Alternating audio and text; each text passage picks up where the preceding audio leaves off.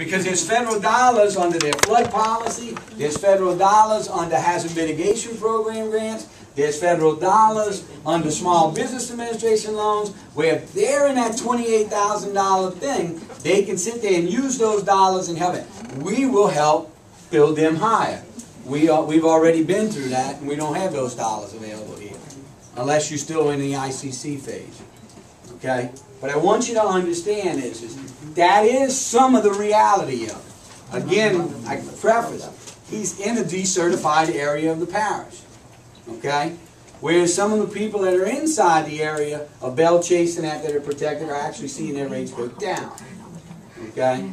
So you've got to understand that. Somebody's quacking on it. So the people at Grand Isle are going to be severely affected. I don't know. I haven't looked at the Grand Isle scenario, but I would be able to. I know there's a lot of pre-firm, there's a lot of houses that are grandfathered in that area, and it has all that going for it.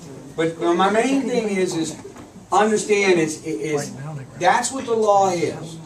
The only way you can change that is literally through an act of Congress. Okay? Getting Congress to do anything is not an easy task.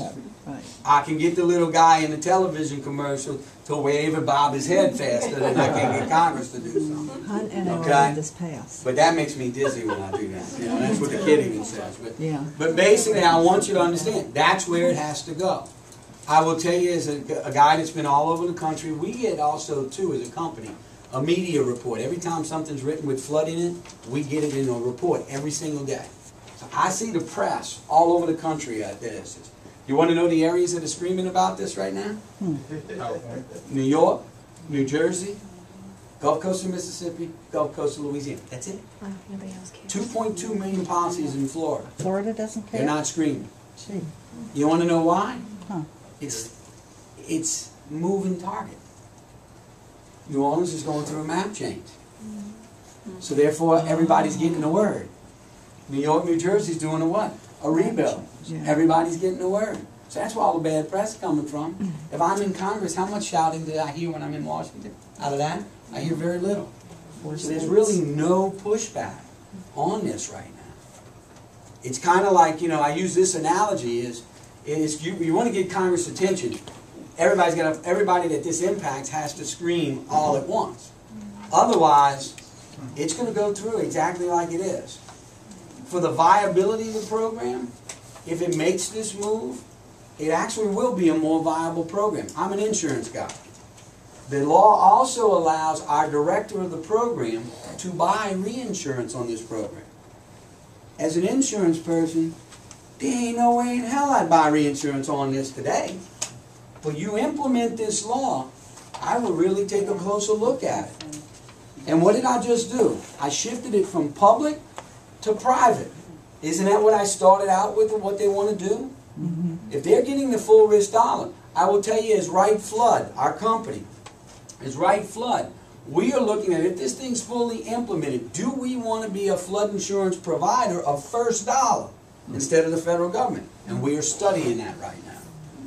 Okay? It depends on if it's implemented. But we already control almost 20% of the total federal business, and we're owned by some of the biggest reinsurers in the world, okay, of flood insurance, one being Swiss Re. Some of you might have heard that name before.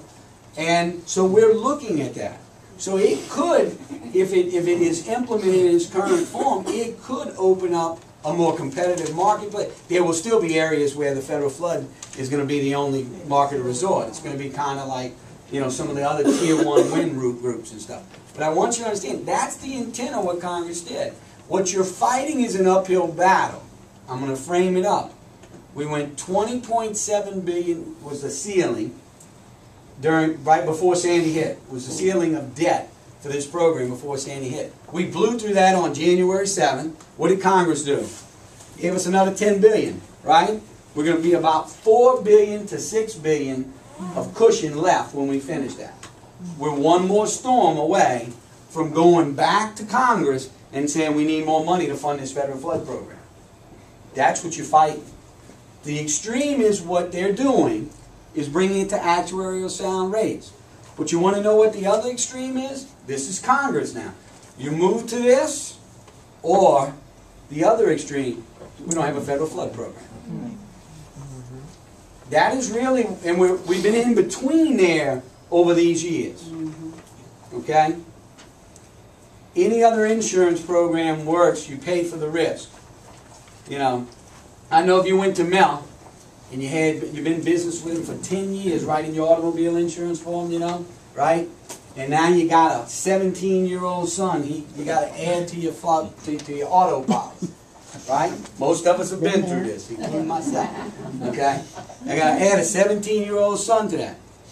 Mel doesn't say, well, since you've been a loyal customer, Dwayne, we're not going to charge you any extra for your son. Isn't that what grandfathering is doing? Since you've been a loyal customer, we'll allow you to keep your rate. It is really moving it to where it is more of an insurance program, makes it more viable. I will tell you this, the amazing thing for me in New Jersey is Governor Christie has been staunch on making and trying to get people to elevate and saying that this program needs to move in this direction. And he's the first politician I've ever seen do that strong after a catastrophe. Okay? After a catastrophe. It's the second largest catastrophe in flood in the entire history of the program. Okay? And he's doing that. You want to know the other thing is? His popularity today is at an all-time high since he's taken office. He says you can be real about it. He's trying to say we want to ensure rebuilding our Jersey shore, that if a storm comes in, the storm comes in, the storm leaves, we got a little cleanup, and we're back in business. If not, we shouldn't be building here. And it's really what he's saying to the people. And unfortunately, that because we subsidize this, and subsidy being the pre-firm subsidy and the grandfathering, is why we build so much in those areas and put all this at risk. And the government's saying, look, we can't. Even though they moved to this implementation, I will make a bet with every one of you in here. I'll throw a crawfish ball for everybody in here if this doesn't happen. Before it would get to actuarial sound rates, we will have to have our hand out again to the federal government. Either that or y'all buy me crawfish for a year. I'll buy y'all all once, so y'all buy me for a year. I mean, I really believe we'll do that. I'll open it up for questions as best as I can.